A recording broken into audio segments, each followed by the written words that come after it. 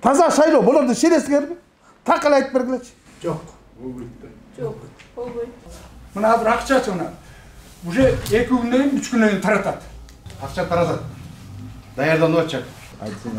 Эми, урматтуу туугандар, асыресе Кара Суудан көбүнесе коммерсанттар чыгат, контрабандисттер чыгат, бажыны башкаргандар чыгат, салыкты башкаргандар чыгат, кошелектер көп чыгат, кайманаттуу. Анан ушуга окшогон кара батырга кайдан чыгат деп өзүм деле эки базардан бери эшитип жүрөм. Түшүнбөй деле жүрөм, чындан эле ушул жанында жүрөбү деп. Эми ачуу чындыкты айтты. Буну да угушуңар керек болчу. Кыргыздын жок болуп баратканы жөнүндө коркунучту коркпой айтты. Мен бул сүйлөп бүткөнчө чукка отуруп бир ыр таптым да. Көңүл канап өң алеттен азабыз, күндө бөлөк жолго түшүп басабыз. Күндө бөлөк ыйман күтүп дүйнөдөн биз акырын өлүп бара жатабыз. Бектер хандар гүлдөп шапар тебишет, бейитиңдин так үстүндө жебишет. Акыйкаттык өлгөн жерде дайыма арзыматтар ырдаганга келишет. Койбуз, уйбуз, балким кыйган терекпиз, биз байларга шайланарда керекпиз. Эл деген биз макулукта, маймылда, эч ким дагы эч нерсе да эмеспиз. Шакеңден ыр экен да. Эмне деген ыр? Ушуну окуп ойгонбогон кыргыз ал өмүр ойгонбойт. Ойлонбогон кыргыздын өмүр ою да жетпейт, бою да жетпейт. Акындын жүрөгү менен чыгыптыр. Кайдыгерликти эки деп жазыптыр. Биздин жок болуп бара жатканыбызды жакындар эмес, акындар анан катындар айтып баштаптыр. Мына азыркы алдыдагы шайлоо бул эмне? Албетте бул бир жагынан партиялардын кармашы. А бирок чындыгында бул арам менен адалдын кармашы. Жалган менен чындыктын. Көпөстөр менен көчөттөрдүн, байлар менен тайлардын. Ошол кармаш. Ушул кармашта карапайым калк калыстыкка туруш керек. Байлар жакка ыктабай. Ажырата турган силер калдыңар. Кандай сөздү айтты? Кара Суунун баласы. Дагы эмнени айтыш керек мен билбей турам элди ойго түшүш үчүн. Комада жаткан адамдар ойгонуп туруш керек. Укол сайса кыймылдайт го. Биз такыр кыймылдабай койбодук. Кыймылдаган бизди кынкатпай башка чаап атпайбы? Сайрагандын тилин жулам, башын жанчам, камайым, сабайым дейт. Бүтүндөй кыргыздын баары камап бите албайт. Мен коркунуч келтирди. Мени шайлоодон чететкенге аракет кылышты. Андан мурун муну четкенге карашты. Андан мурун Дамир Мусакеевди. Муну айтпады жана. Бул экөө үй камагында мен 4 жылдан бери тергөөдө жүрөм. Мен күтпеген иш, же бүтпеген иш. Алар асыресе эмнеден коркуп атат? Чындыктан коркуп атат. Айтпагыла дейт. Мен айтпасам эле силер билбей каласыңарбы? Мен айтпасам бул айтат, бул айтпасам бул айтат. Андан кийин бирөөңөр айтасыңар, андан кийин айтасыңар. Чындык бул баары чыгат да. Бирок калк бүгүн калкты башкарып калбады. Калк бул караңгылыкты каптап калбады.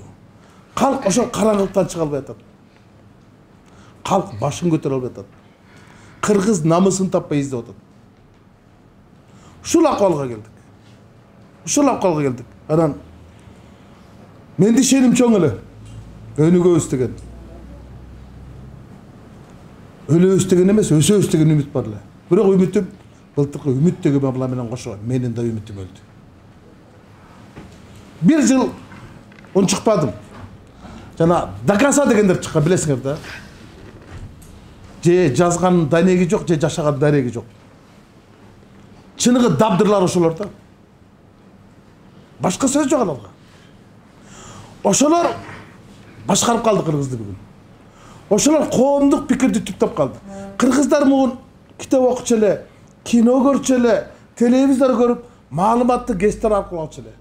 Азыр кыргыздар маалыматты доконцалардын немесин алып атат. Деңгээл ошого түшүп, коом деградация болуп калды. Байларыбыз бардык нерсенин баарын барымтага алып башкарып калды.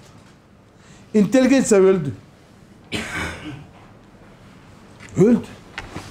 Бир ачык сүйлөп, акыйкат сүйлөгөн аксакалыбыз, академиктерди көрүп атасыңарбы? Бардыгы башын кумга салды. Артын көтөрүп калды. Кыргыздын эл баатырлары бар. Кыргыздын эл акындары бар. Кыргыздын жакшылары бар. Бирок бардыгы бүгүн жашынып калды. Бардыгы багынып калды. Лаппай кокуй. Эмнеге? Анан кайсарыбызга мактанабыз, урпагыбыз деп. Уят го дейм. Анан кайсарыбызга артыбызды карап, атам манастын арбагы колдосун деп дуа кылабыз. Кантип сени колдойт, кантип сени коргойт, сен эгер бүжүлөп турсаң, мүмкүрөп турсаң байлардын алдында. Батаңды берип атсаң уурларга.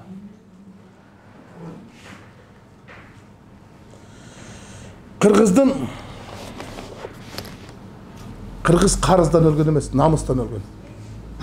Биз бүгүн толугу менен карыз болдук. Бизди эч ким эл катары эсептебей калды. Эл катары эсептебей калды. Улут катары урматтабай калды. Мына бензин жөнүндө айтып кетти. Бензиндин баасын ким түшүрөт? Өкмөт түшүрөт. А өкмөт түшүрүш үчүн эмне керек? Мамиле керек. А биздин өкмөт башчы кечеги орус өкмөт башчысы менен сүйлөшкөнүн көрдүңөрбү? Эмне деген шылдың, эмне де какты. Жаш балаларга кандай какты. Тейтеңдеп алдына чыгарып, бизде маска тагынбай кой деди эле. Не кылайын дегендей кылып какты. Мына деңгээл. Анан ошол өкмөттүн реформасын ишке ашат деп элибиз кол чабып атат. Барган жердин баарында кыйкырып атат. Лента кесип сүйлөсө батасын бери алып атат. Биз баатыр болбой эле капыр болуп турук да. Апаларыбыздан алдына ак эле чекип отурат. Аталарыбыз орден медаль тагып, ошол жерде отураттардан кол чабып батасын берип атат. Таң көр деп. Акыйкаттык өлгөн жерде ушундай болот. Ошол бала төрөгөн апалар батасын берип атат. Байларга, бандиттерге, банкирлерге башкаргыла деп. Бардыгын көрүп турабыз. Бирок иштеген ишин көрбөй турабыз. Бирок ошого көнүп турабыз. Муюп турабыз. 1 жыл болду. 1 жыл болду Үмүттүн өлгөнүнө. Үмүттөгү баланын, билесиздер да, ак үйдүн алдында. Көрсө биз ошондой эле кыргыздын үмүтү өлүп турду. Үмүт ошондой үзүлүп турду. Ошондой эле түзүлүп турду азыркы бийлик. 1 жылдан бери силер да унчукпадыңар, биз да унчукпадык, бардыгын бердик. Баш мыйзамды бердик. Бардыңар барып шайлап бердиңер. Башка мыйзамдын баарын бердик, сот бийлигин бердик, аткаруу бийлигин бердик, жергилүү бийликти бердик. Туурабы? Азыр айыл өкмөттүн депутаттары эчтекке жарабай калдыңар да. Силердин сөзүңөрдү аялыңардан башка эч ким укпай калды да. Азыр мурун жок дегенде жергиликтүү бийликтин башчысын эл депутаттары, ошол жергиликтүү кеңеш депутаттары шайлачу эле. Ошолор отчет алчу эле. Азыр алар дагы депти. Алды. 2 гана бийлик калды. Президент албаган. Бул имамды албайт, айылдын. Дайындай албайт. Ана мектептин директору. Бүттүгүн басып бердик. Үмүттү дагы, тилекти дагы бардыгын бердик да мынтип турдук. Жыйынтык барып? Жок. Жыйынтык ушул болду. Өмүрдүн баасынан көмүрдүн баасы кымбат болду. Туурабы?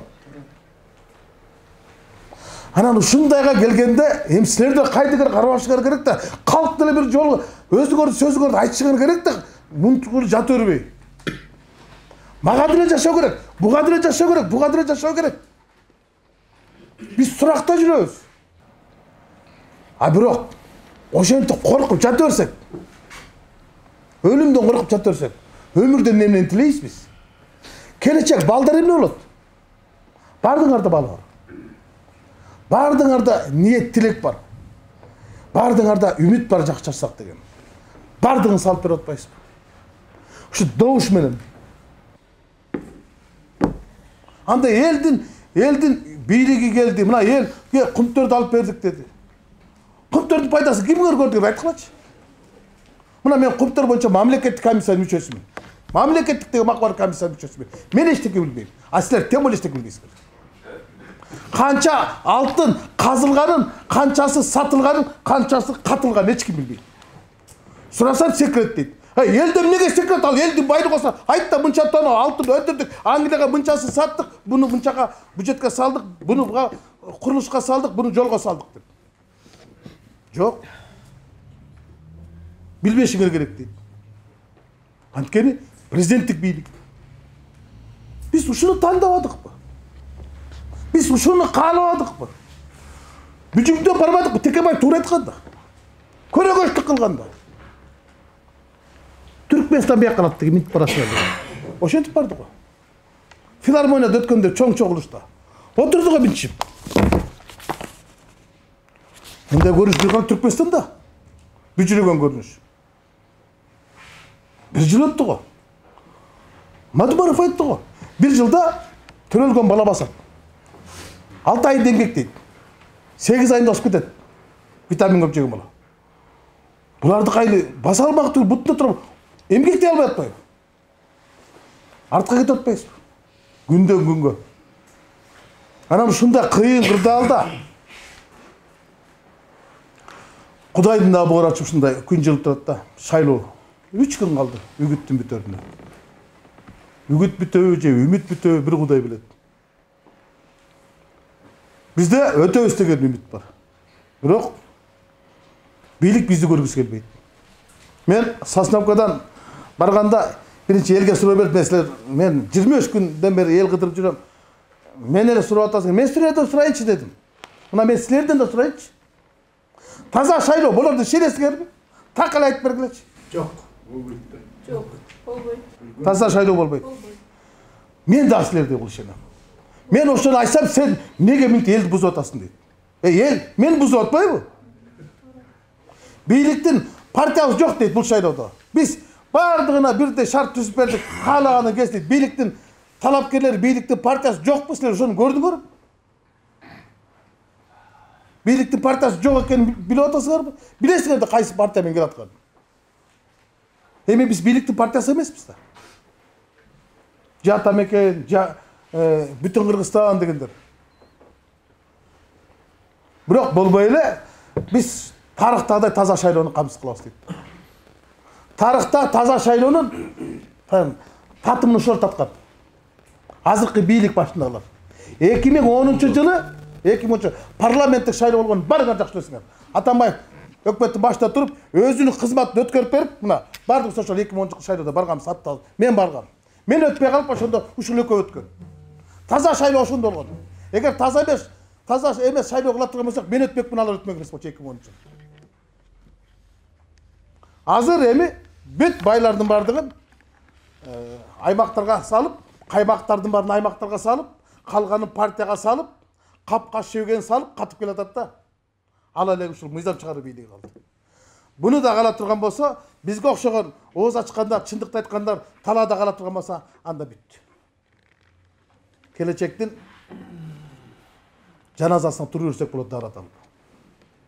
Бүттү. Мына сен айтты го жана. Кыргызстандан качып атат деп. Кыргызстандан кыргыздар эмес, Кыргызстандан башка адамдар качып атат. 400 миллион доллар азыр отток инвестиция кетти. Жок. Инвесторлор качып атат. Мына инвестиция министрлиги түзгөн, билесиңер барыңар. Инвестиция министрлиги түзүп, инвесторлор келет деп 4-5 арабты 2 түрк тап келди дагы 2 күн сүйлөтүп койду, элдер бар минчит. Троллейбус завод салат экен, учактар дейт, жанагы учкучсуз учактарды. летающий немелердичи, беспилотниктерди курасыза кыргыз ошого түшөндүк го. Ушунчалык маңыроо болуп бүттүк. Азыр Асман шаарын салабыз десе, ага да ишене атса, бирок Асман шаарын салабыз деген дирекциянын башчысы шайлоо коратат. Анда эмне керек эле? Инвестиция министрлиги жабып коюп туруп, ал бияка кирип кетти, шайлоо коратат. Кеме чөгөрдө баары качат. Азыр баардыгы шайлоого кирип. Эмне үчүн байлардын баардыгы далбастап азыркы шайлоого депутат катары баратат? Анткени азыркы 1-декабрда күчүнө кире турган уголовный кодексте Кыргыз өлкөсүнүн жогорку кеңешинин депутатына кылмышын козгогонго эмес, айып такканга уруксат алыш керек. Мына кызыкчылык ошакта. Байлар эмне үчүн баратат? Анткени кол тийбестикти алат. Министрлердин мурун кол тийбестиги жок болчу, урматтуу туугандар. Азыркы министрлер өздөрүнө кол тийбестикти алды ушул депутаттардын колу менен. Ушул депутаттардын колу менен кол тийбестикти алышты. Азыр бир министрди соттогонго же болбосо кылмыш жөнүндө президент уруксат берет, башкы прокурор гана козгой алат. Башка эч ким тие албайт. Мына ушундай мыйзамды кабыл алып бердик. Азыр эми депутаттар, кийинки депутаттар ушундай кол тийбестикке ээ болуш үчүн баратат. Алар кимдерге керек? Алар мага кереги жок. Бирок чындык камалып атпайбы? Калыстыкты камап салбадыкпы капаска? Чындыкты чынжырлап салбадыкпы? Акыйкатты кекиртейинен ас салбадыкпы? Анан кантип жашоо болот? Кандай жашоо болот ошондой акыйкат өлгөн жерде? Каяктагы жашоо? Калп башкарып атса калпты. Эл чын айткандарга ишенбей, калп айткандарга ишенип атса. Балдарыбыздын баары ошол аталардын, апалардын сөзүнө багыт алып атса, кыргыз кайда барабыз? Улут кайда барат? Жоголуп баратпайсызбы? Жок болуп баратпайсызбы? Чындык тура ачуу болот. Ачуураак айтып койсом, кечирим сурайм, бирок айтышка да туура келет. Атамбаев жөнүндө сөз болуп кетти. Ошонун партиясы менен баратабыз, ошонун мындайча айтканда командасыбыз. Мен арданбайм. Эч убакта, эки дүйнөндө дагы. Ошол киши менен мамиледе болгонума. Биз кут берген кишини жут кылтырып отургузбойдук да, мына кут кетти. Мына биз баймай кирип турабыз бул экөөбүз түрмөгө. А мурун баймай кирип тургандар бүгүн жок. Качып жүрөт. Бүгүн алардын түшүнө кирип турат. Мурун биз кирсек кыйкырчы, урушуп. Айтпагыла мага чындыкты деп. Икрам киргизчи эмес, эптеп кирсек, ал кыйкырчы. А бүгүн жок алар. Мына чындыктын запкысын ошол киши тартып атат. Ошол кезде кирип айтып турсаң кандай мен силерге ишенсем болмок экен деп эми болсо айтып. Эми ушул катачылыктарды Садыр Нуркожоевичтер кетирбеш керек да. Ал ошол эле Сооронбай, ошол эле Алмазбек Шаршенович, ошол мурункулардын баардыгын ким жутка тегере? Бирок кече президент военный Антоновкага барганда айтып атат да, мынтип айтты. Баардыгын уктуңар дагы. Менин душмандарым бир гана бийликте эмес, элдин арасында бар экен дейт. Туурабы? Эй, ишине итиркей келгендер толтура. Жактырбагандар деле толтура. Бирок алар душман эмес. Асыресе алар көңүл кош адамдар. А бирок чыныгы Садыр Жапаровдун душмандары Садырдын дал тегерегинде. Мен 10 ай мурунда 8 ай мурун айткам. Ушул баш мыйзамды сизге алдыңызга салып берип аткандар пахта коюп, пахтанын алдына мен аны коюп берип атам. Сиздин мурун колуңуздан тасаат артыңыздан итирип атат. Элден эмне күнөө? Мына азыр эл мени кагыштырып атат. Президентти. Тегерегиндейлер да. Ошо президент айтып атпайбы? Мен партиям жок деп, бирок тегерегиндейлердин 5 партиясы менен келип атпайбы? Азыркы акчалуу партиялар мары ким менен келип атат? Мына бизге жолдон келип атканды көрдүк, чогулуп турат. Кыргызстан желең койшол. Ошол арзыматтар, кошоматчылар 4 жолу 5 жолу депутат болгондор кайта келип атат. Мен ошолор менен жок да болсо ошол менен кармашайын деп келип атам. Билем утуруп каларымды. Бирок бирөө туруш керек да. Бакырчак төөнүн баары жакшы дегендей. Урматтуу Панфилов район тұрғындары эми акылыбыздын жетишинче айттык, биз кыдырбаган кыр калган жок, ашпаган бел калган жок. Мурдан эле бул экөөбүз Аксы Таш көмүрдөн түндөп келип Баканбайга бардык, азыр бияка келдик. Эртең Таласка айтор ушул жеткен жерге өзүбүздүн жеткенге аракет кылдык. Өзүбүздүн сөзүбүздү, өзүбүздүн көзүбүздү көргөздүк. Калганы силердин колуңуздарда. Шайлайсыңарбы, жайлайсыңарбы, өз эркиңер. Биз болгону үмүт менен келдик, үгүт менен келдик. А вдруг дегенде болчу. А балким бизди шайлап коёт чыгар. А балким бул жердин эл ойгонгон чыгар. Бийликтин тилеги ушул жерден ташка бар. Алардын партиясы ушул жерде алсырап өтпөй калар деген болот да. Үмүтсүз шайтан болбойт дегендей эле. Ошондой үмүт менен, үгүт менен жүрөбүз. Бизде алардыкындай артыкчылык жок. Алардыкындай бизде ресурс жок. Аларга административдик, финансылык иштатат. Мына 2 күн калды, 3 күн калды айтпады, акча таркатат. Не десең агитаторлорго берди. Бизде агитатор жок, мына агитатор. Мына агитатор. Эми биздин тизмеде бүт бар. Көрдүңөр, 54. Агитаторлорго мындай кылып коюптур. Камактарга алып барып акча иштеп коюп ошондон продукт берет. Мондайды ойлоп. Эми ал эмес, телефон аркылуу деле лединса салып коет. Да, ошондой. Кошелек деген бар, ошол аркылуу келип калат. Бирок ушул сатылып жүрүп, 30 жыл сатылып жүрүп, ушуга келдик да. Эми бир жолу матч кылыш керек да. Бир жолу жана Сосновкада бир аксакал айтты, бул жолу алыш керек деди, анан кийин аларды айдап жолго салыш керек да, аппачтага салыш керек деди да. Аябай сүйүнүп калды. Силер деле ошондой кылып бир эрдик кылышыңар керек да. Берсе алышыңар керек, бирок айдап нары салышыңар керек да. Бизди деле карап көргүлө. Биздин тизмеде жөнөкөй эле адамдар, бирөөндө бизнес жок. Сталбек деген сакалчан бар, Муктар деген мурутчан бар, башка башы да бар, кашка башы да бар, бардыгы бар. Жашы да бар, аксакалы да бар. Бирок акча калыбыз жок. Мына, көрдүңөрбү? Уктуңарбы? Мына. Ирина Карамушкина, Асел Кодронго, Кой Таш окуясы менен кылмышчы козголгон коркунучтуу кылмышкер. 7 статья менен айыптап. Эмне деген айыптапты билесиңерби? Жок. Альфанын спецнасын барымта калып. Аял кишилер. Мен ишенем бирок. Даже бул вооруженный Альфанын сотрудниктери силер барымта калгансыңар, колго чуралып, кордук көргөзгөнсүңөр деп туруп, ушуга кылмышын козгоду.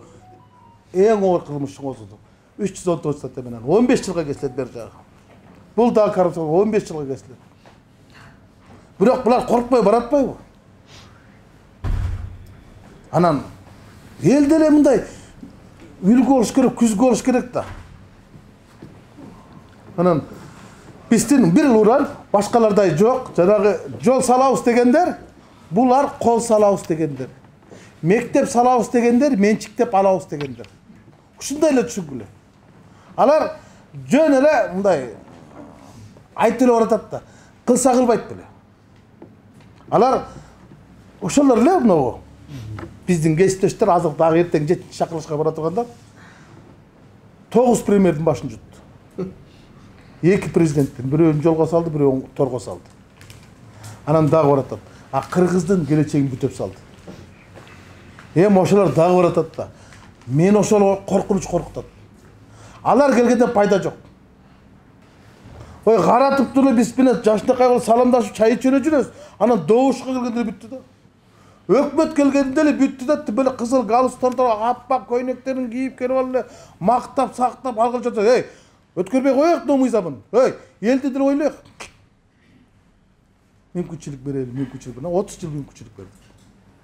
Мүмкүнөп калдык. Эми дагы бир жолу мүмкүнчүлүк сурап силерге келди, бийликтин партиясы. Анан шүмшүндө биз да келдик. Карызга добуш сурап. Же карызга бизге бергиле, намыска бизге бергиле, же Петровчулга бергиле. Же нар болоёк, же бер болоёк. Биз да чарчадык. Жо чын да. Башка айтар деле сөз калбай калды. Муундар деле титирип бүттү. Эч качан оорубаңыздар. Үйүңүздөр жылуу болсун. Мына казактардын бир тамашасында Kış жылы болсын деп бата öğretken ғой, мен дагы ошо кышыбыз жылуу болsun дейт. Ишибиз жок болsun, ишибиз болsun.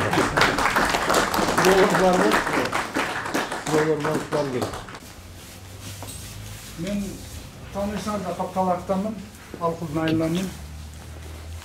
Илгери бала кезде школда окуп жүргөндө бир Калый деген мугалимибиз бар эле, историядан берчи.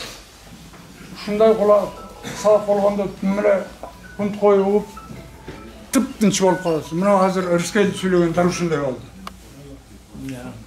Аябай маанилүү сөздөрдү айтты. Эми муну андан узатып кетсин, муну айылдагы калган бизден. Мына бул келин айтып атпайбы? Элге жетиш керек да ушунун баарын. Айт эме үйлөрдүн эмесин айтып атпайбы, проблемасын. Ал проблеманы чечиш үчүн сен бияка салышың керек. Ошондон жеңсек анан булар кыймылдайт да. Мына азыр акчачы мына. Уже 2 күндөн 3 күндөн таратат. Бүт билем жадыбалдай. Биздикине гана түштөбөйт, калган тегерегин бара алат. Канчадан алгандан бери айтат. Бирок биз таратса дагы бул кишинин немесин мейли. 3 миң түмөлө бар, 2 миңден алганда ушу 2 миң сом эмне кылып болот. 2 миң сомго бер тыртыйган бир үндүк аласың. Бир отуруп туруп семьяң менен жеп аласың. Бол 5 жылың сатасың да каласың. Туура. Намыстан кылат эми. Айтып атат, намыс деген болуш керек да, кыргыздын намысы. Мындан өлөйүн деп калган заманда деле минтип сатылган жок элек кой. Эмне болуп баратабыз дейт. Жардам берип коелу. Мына Замирге, Мухтарды эски тааныш мен. Мухтар экөөбүз тиги премьер-министрге чейин бир ишти бүтүргөнбүз, аягына чыкканбыз. Эми кыйбас туугандар чыкса эми аларга айткыла дейм. Алар сатылса сатып коёсуң. Саламатсыздар. Эми баары эле таанып болушуңар керек. Баягы Мухтардын классташы болом. Эми шынын айтканда мен Рыскелдини мындай көрүп жүрөм. Телевизордон көрөм, телефондон көрөм, азыр багышта бар да. Угуп жүрөм. Бул жигитти бүгүн көрүп атам. Асенди илгери таанчымын, Мухтар эмеде СМКда жүрөт да. 9 жашта. Улан Бекең бар эмес мен. Анан эми чыгылдашкан ушулар азырчы. Биздикени бетке айткан, ачык айткан. Мен колдойм мына. Колдоп берем. Анан эми өзүбүз эле колдобой, семьябыз менен деп. Тегерекчи, жолдош дегендер бар. Мурункудай ден соолук жок. Мен тиги акыркы ЕССРдин Верховный СССРга шайлоодон бери катышып келдим. Yanında partok bolчумун чарбада. Деген болуп кеткен. Ошондон бери шайлоого катышып келдим. Шайлоонун оюдарын баарын билебиз. Акча таратат. Даярданып атышат. Угуп атабыз. Бирок бизге келбейт. Ким айткандай. Бир да жолу келди. Адашып да келбейт. Билет да бар. Адашыпсың. Сатылбайт деген. Келишпейт. Такыр келишпейт. Жана айтып атасыңар, көзүңөр ачсындай ойгонгула деп. Туура. Мына бу жерде сиздин сөзүңүзгө да тиги жигиттин сөзүндө ойгондук барыбызда. Мээрлик отурган бар ойгонбосо анда ошо ойгонбойт экенчи. Жакшы сөз айтты. Абдан тиги жигитти азамат экен. Мына сизди абдан жакшы билебиз. Как депутат телевизордон көрөбүз, мындай жарыңызда биринчи жолу көрүп атабыз, конечно, но жакшы сүйлөйсүз, абдан маңызын чыгара сүйлөйсүз сөздүн.